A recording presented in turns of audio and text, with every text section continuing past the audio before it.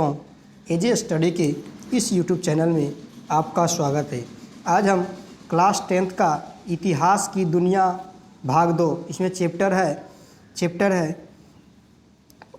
3, ठीक है, इकाई 3, ठीक है, हिंद चीन में राष्ट्रवाद आंदोलन। तो आज हम इसका कुछ प्रश्न देखते हैं, ऑब्जेक्टिव प्रश्न देखते हैं और अति लघु उत्तरीय उसको भी हल करने का प्रयास करते हैं। जितने भी स्टूडेंट क्लास 10th में पढ़ रहे हैं और 2022 में जो एग्ज़ाम देंगे उनके लिए महत्वपूर्ण साबित होगा, ठीक है। और अच्छा लगे तो लाइक शेयर सब्सक्राइब जरूर करें। ठीक है, सबसे पहला चैप्टर का नाम है हिंद चीन में राष्ट्रवाद आंदोलन, ठीक है। इकाई 3 है हिंद चीन में राष्ट्रवादी आंदोलन। चैप्टर याद रखेंगे क्या है, हिंद चीन में राष्ट्रवादी आंदोलन। देखते हैं क्या कहता क्वेश्चन। सबसे पहला क्वेश्चन कहता हिंद चीन क्षेत्र में कौन से देश आते हैं। हिंद चीन क्षेत्र में कौन से देश आते हैं? तो कंबोडिया है, वियतनाम है, लाओस है। नेक्स्ट कहता दूसरा कहता अंकोर वाट का मंदिर कहाँ स्थित है। तो अंकोर वाट का मंदिर कहाँ स्थित है? तो ऑप्शन है वियतनाम, थाईलैंड, लाओस, कंबोडिया। तो अंकोर वाट का मंदिर कंबोडिया में स्थित है। नेक्स्ट कहता है तीसरा नंबर कहता क्या कहता हिंद चीन पहुंचने वाले प्रथम व्यापारी कौन थे। हिंद चीन पहुंचने वाले प्रथम व्यापारी कौन थे? इंग्लैंड थे कि फ्रांसीसी थे कि पुर्तगाली थे कि डच थे? तो कौन थे? पुर्तगाली। क्या होगा? Option number 3। नेक्स्ट कहता चौथा में हिंद चीन में बसने वाले फ्रांसीसी कहाँ कहे जाते थे। हिंद चीन में बसने वाले फ्रांसीसी कहे जाते थे। पहला ऑप्शन है फ्रांसीसी, दूसरा कहता है साराक वर्ग, तीसरा कहता है कोलोन और चौथा कहता है जनेवा। तो कौन सा आंसर होगा? आंसर होगा 3, कोलोन कहे जाते थे। क्या कहे जाते थे? कोलोन। नेक्स्ट कहता है 5वां नंबर कहता नरोत्तम सिहानुक कहाँ के शासक थे। नरोत्तम सिहानुक कहाँ के शासक थे जो बताना है। तो पहला ऑप्शन है वियतनाम के, दूसरा कहता है लाओस के, तीसरा कहता थाईलैंड और चौथा कहता है कंबोडिया। तो कहाँ के थे? तो कंबोडिया के थे। नरोत्तम सिहानुक कहाँ के शासक थे? कंबोडिया के। Option number 4। नेक्स्ट कहता है 6ठा नंबर कहता the history of the loss of Vietnam किसने लिखा। The history of the loss of the Vietnam किसने लिखा? तो ऑप्शन है हो चिन मिन ने, फान बाओ चाऊ ने, तीसरा कहता है कुआंग ने और चौथा कहता है त्रियू ने। तो कौन लिखे थे? फान बोई चाऊ। कौन है? फान बोई चाऊ। Option number 2। नेक्स्ट कहता है 7वां नंबर में, 7वां कहता मार्च 1946 में फ्रांसीसी एवं वियतनाम के बीच होने वाले समझौते किस नाम से जाना जाता है।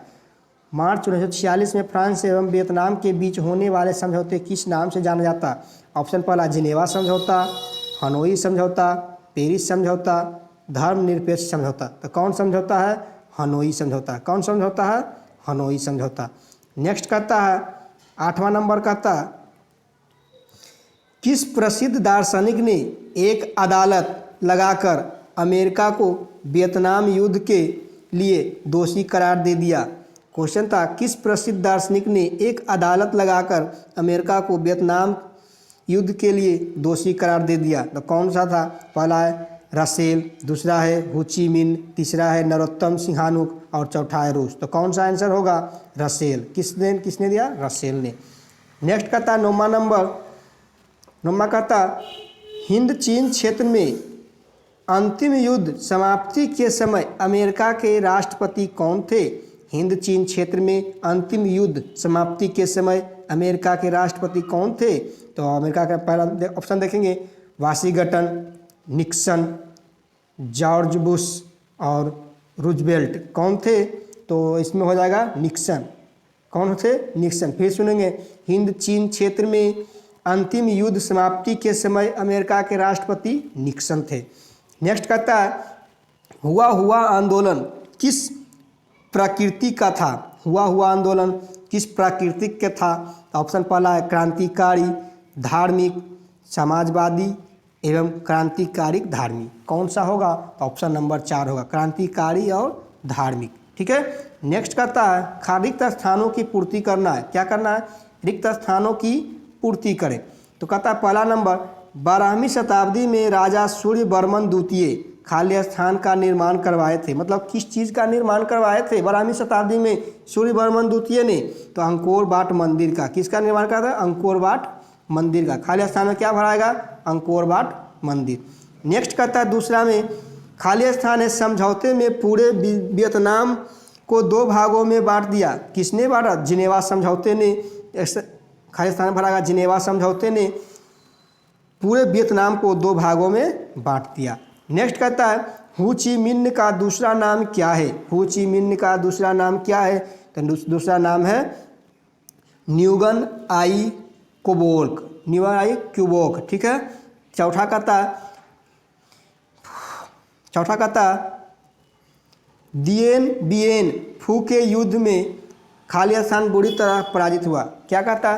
दिएन बिएन फू के युद्ध में खाली स्थान पराजित हुआ, बुरी तरह पराजित हुआ। कौन पराजित हुआ? फ्रांसीसी पराजित हुआ। कौन हुआ?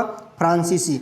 नेक्स्ट कहता है अनामी दल का संस्थापक खाली स्थान था। अनामी दल का संस्थापक कौन था? अनामी दल का संस्थापक जुएन गुआई था। कौन था? जुएन गुआई। ठीक है। अनामी दल के संस्थापक जुएन गुआई। ठीक है, याद रखेंगे, अनामी दल के संस्थापक जुएन गुआई। अब कहता देखते हैं, अब कहता अति लघु उत्तरीय प्रश्न, मतलब कुछ शब्द में आंसर देना है। ठीक है। सबसे पहला नंबर देखते हैं क्या कहता। इसमें 5 प्रश्न है। पहला है एक तरफा अनुबंध क्या है? एक तरफा अनुबंध व्यवस्था क्या थी? ठीक है। दूसरा कहता बाओदाई कौन था? तीसरा कहता हिंद चीन का अर्थ क्या है? चौथा कहता जेनेवा समझौता कब और किनके बीच हुआ? पांचवा कहता हुआ आंदोलन की चर्चा करें। ठीक है। हुआ, तब देखते हैं अति लघु उत्तरीय प्रश्न। पहला नंबर प्रश्न कहता है, पहला नंबर कहता है ना, देखते हैं। कहता है एक तरफा अनुबंध व्यवस्था क्या थी? ठीक है, तो उसके बारे में बताना है। तो आंसर सुनेंगे। कहता एक तरफा अनुबंध व्यवस्था एक प्रकार की बंधुआ मजदूरी थी जहां मजदूरों को कोई अधिकार नहीं था, जबकि मालिकों को असीम अधिकार था। असीमित मतलब असीमित अधिकार था। फिर से सुनेंगे, एक तरफा अनुबंध व्यवस्था की क्या थी?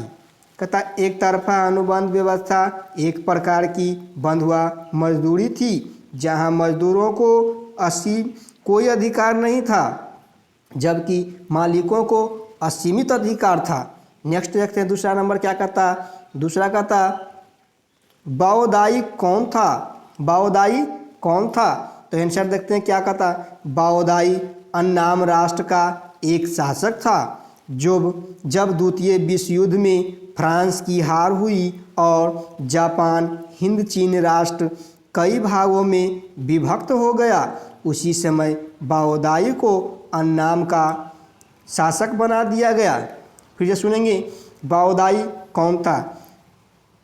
बाओदाई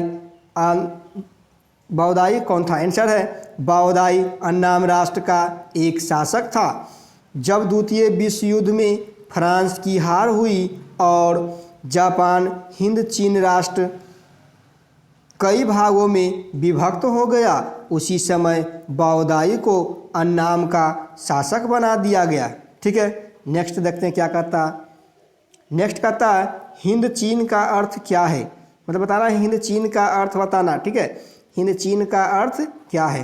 आंसर सुनेंगे, दक्षिण पूर्व एशिया के वियतनाम, लाओस और कंबोडिया जो करीब 3 लाख वर्ग किलोमीटर में फैला है, उसी क्षेत्र को हिंद चीन कहा जाता है। ठीक है। फिर से सुनेंगे, हिंद चीन का अर्थ क्या है? दक्षिण पूर्व एशिया के वियतनाम, लाओस और कंबोडिया जो करीब 3 लाख वर्ग किलोमीटर में फैला है, उसी क्षेत्र को हिंद चीन कहा जाता है। नेक्स्ट सुनेंगे, कहता जिनेवा समझौता कब और किसके बीच हुआ? बस 2 चीज़ बताना है, जिनेवा समझौता कब हुआ और किसके बीच हुआ। ठीक है। तो आंसर सुनेंगे, जिनेवा समझौता 1954 में हुआ। याद रखेगा, जिनेवा समझौता कब हुआ? तो 1954 में हुआ। किसके किसके बीच हुआ? तो रूस और फ्रांस के बीच हुआ।